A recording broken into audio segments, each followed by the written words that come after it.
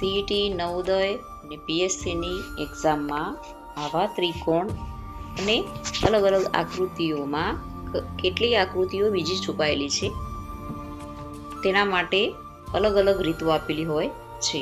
તો આજે આપણે એક ત્રિકોણમાં કેટલા ત્રિકોણ છુપાયેલા છે તે આપણે સરળ અને સહેલી રીતે શોધીશું. તો સૌથી પ્રથમ આકૃતિની અંદર કેટલા ત્રિકોણ છે શોધવા માટે તેને ક્રમ આપી દઈશું.